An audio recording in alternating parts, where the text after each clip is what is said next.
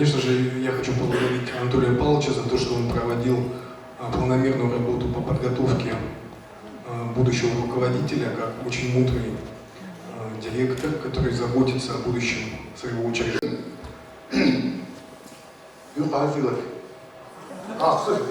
Ақсыз мол тоғыз үлбе дейін.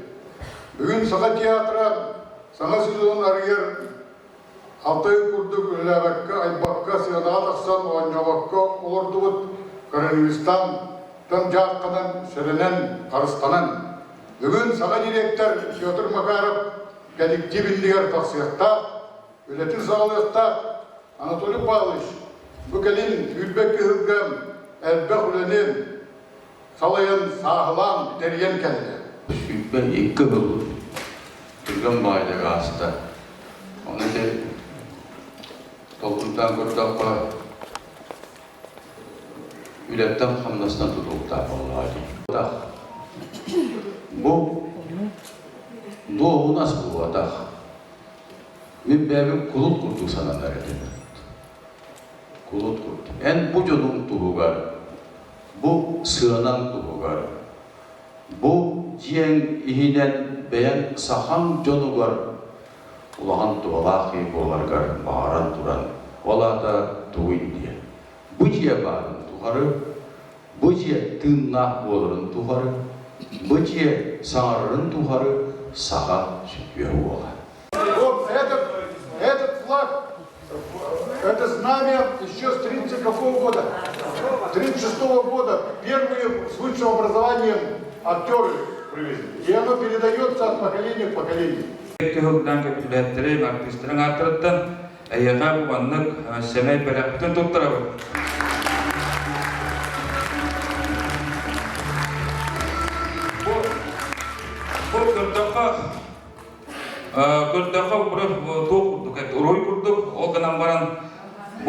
Алмағының құрылымы болды. Білмекен, масқалы ұстыр егіт. Білмекен оға. Спандина айта жепін мәң қалыстын жоғын. Айта. Кім қалас? Захар Эдуард мәң қалас. Мәң қалыстыр. Білім болданы бейгет театр көт, өші қолырай тендік деген IT технология дейлерде. Онлайн спектаклер, итолог сайттан әрі білген араңды қортаға бары етіндік технологиялар айынан әреді. Оны бейі аға театрыме олырын ұтуян қалбаққа бұтыра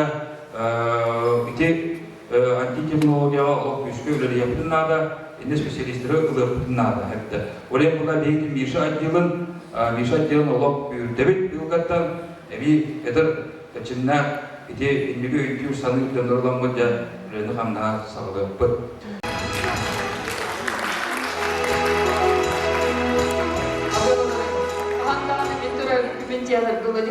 Мен жоопускала болатчы бүттен ой ургутыгала жатчыкпын. Быйыл ой ургутта тыуттун олмата хенжем. Жамакта. Шеф. Жети курдук. Онаттын эге акыт манды бурулда хыйчар анан улу түк мактанан тура бул эге жекетен артыктан. Нам необходимо, уважаемые коллеги, найти время и обсудить дальше, зачем нужен Сахатеатр. Вот это я вопрос, который задаю перед каждым сезоном. Вот. Для чего мы будем творить, какой смысл в нашем творчестве. И нам надо задуматься, осмыслить нашу миссию. Без этого театра не может быть. Только как развлечение, только как касса, только как амбиции одного режиссера, другого, третьего режиссера или какого-то актера, даже амбиций театра это мало. Значит, с сегодняшнего дня начинаем работать. Ура! Это всегда бывает, когда долго сидишь, очень сильно скучаешь по театру, по работе, по этому воздуху, по своим родным коллегам, по сцене. Этого очень не хватает, но этого очень не хватает. И еще не хватает того, что люди творческие, им все время что-то новое надо для себя открывать, что-то делать надо, в общем. И это, кто-то сидел там кушать, готовил какие-то интересные блюда, а кто-то сидел, стихи писал, кто-то сценарии писал, кто-то рисовал.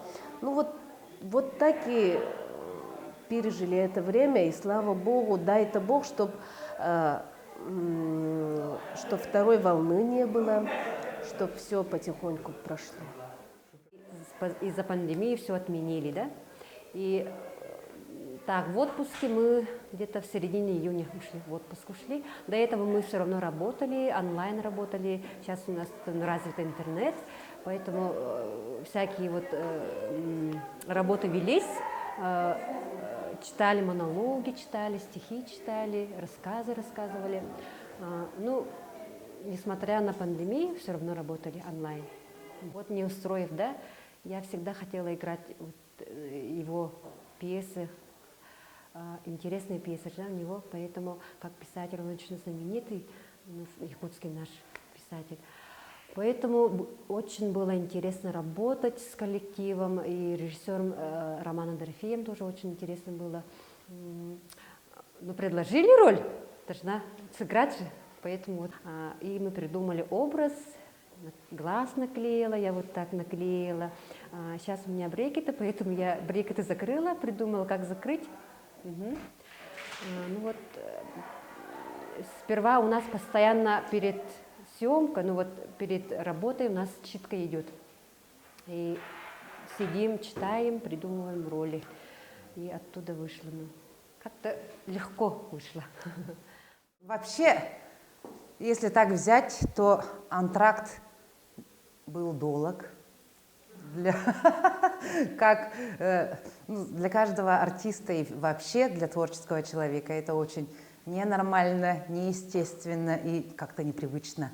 Поэтому, конечно, первые 2-3 месяца, наверное, после карантина я вообще не знала, что делать, да, как-то, наверное, все как-то внутри кипело, что-то хотела, свою энергию куда-то деть. Наверное, даже дома немножко от меня, в моей семье, наверное, туговато было.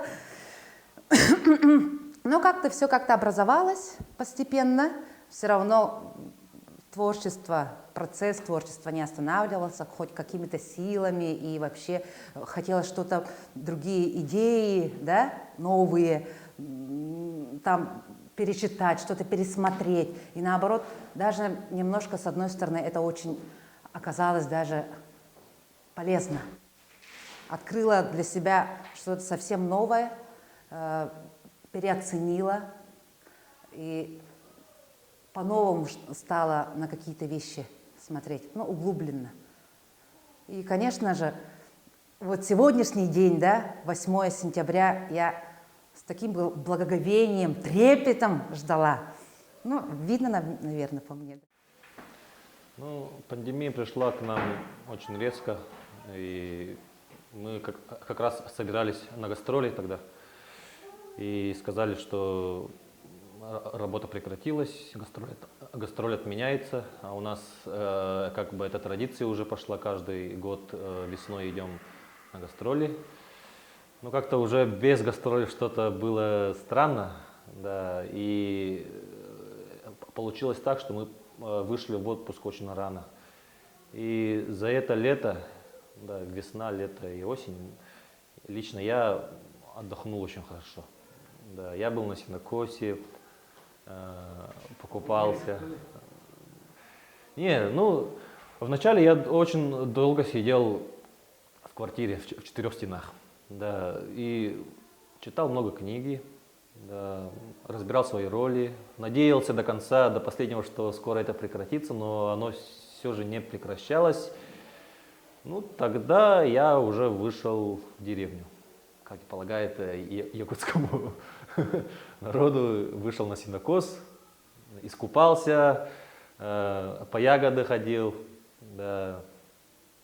У нас тут, конечно, были пожары, работали над этим. Я очень соскучился по своей работе. Да. Сейчас очень хотелось бы, чтобы пандемия быстрее прекратилась. Полгода пандемия, весь мир встает, все время переживает за своих близких, за своих, тем более за своих матерей, там, отцов, за старшее поколение. А мы как-то в прошлом году как-то удачно так построили дачу. И мы всей семьей переехали на дачу. И жили там, и облагораживали, работали, все постоянно работали. Так что, но, конечно, в первое время мы-то ушли вообще уже полгода без театра. Как полгода без театра? Поэтому первое время было, конечно, вообще не в моготу. Потом уже приезжаешь в театре идет ремонт, жизнь продолжается, как бы, да, потому что ты знаешь, что все это закончится. Берешь свои тетради, да, которые, роли свои перечитываешь, как-то по-новому осознаешь. Но творческий процесс, он же никогда не останавливается, он же постоянно идет. И когда даже во время отпуска, даже во время пандемии, все равно творческие люди, по-моему, это наше счастье, возможно, потому что мы можем повторять монологи свои, как-то думать о каких-то новых вещах. Поэтому вот это нам помогает. Все равно без театра никак, потому что без театра все равно. Вот. Ну и, конечно же, лето. Никто никуда не поехал. Все жили, кто на даче, кто у себя в квартире. Кому повезло, тот на даче. Так что, и, конечно же, у меня свое хобби, конечно, мотоцикл. Так что, если хочешь там свободу какую-нибудь, садишься за руль и... Вот. Супер.